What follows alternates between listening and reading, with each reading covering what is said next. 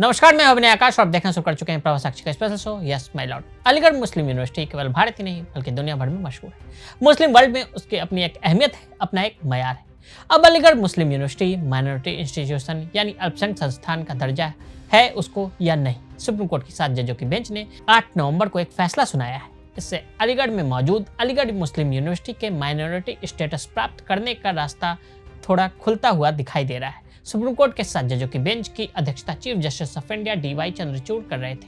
ये उनका आखिरी कार्य दिवस भी था। CJI ने कहा कि एक नई बेंच के सामने इस मैटर को रखा जाएगा, जहां पर AMU को इस बात को साबित करना होगा कि उन्हें माइनॉरिटी स्टेटस क्यों मिल सकता है।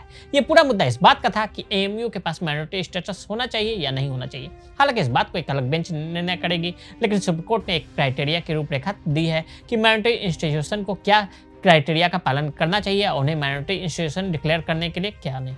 AMU का अल्पसंख्यक दर्जा क्या है? AMU का अल्पसंख्यक दर्जा तय करता है कि यह अल्पसंख्यकों के अधिकारों की रक्षा के लिए उद्देश्य से चलाया जा रहा संस्थान है। संविधान के अनुच्छेद 30 के अनुसार अल्पसंख्यक समुदाय को अपने शैक्षणिक संस्थान स्थापित और संचालित करने का अधिकार है। इस दर्जे का सीधा असर संस्थान में दाखिले, आरक्षण और प्रशासनिक स्वायत्तता पर पड़ता है। इसे अल्पसंख्यक संस्थान क्यों माना जा सकता है? सुप्रीम कोर्ट ने अपने फैसले में कहा है कि किसी भी संस्थान का अल्पसंख्यक दर्जा केवल इस आधार पर समाप्त नहीं हो सकता कि उसे एक कानून के तहत स्थापित किया गया है।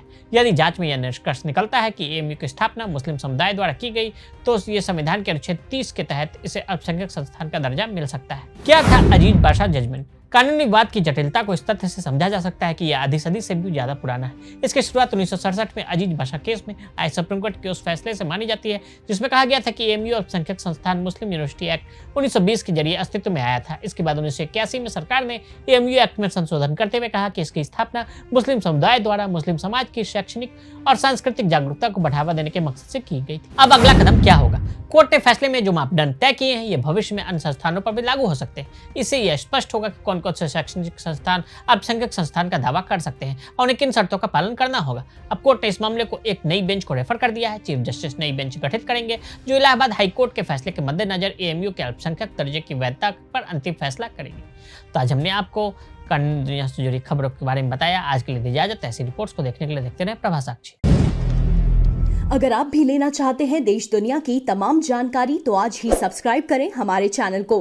साथ ही नीचे दिए बेल आइकन को जरूर दबाएं ताकि हर अपडेट आप तक पहुंच सके।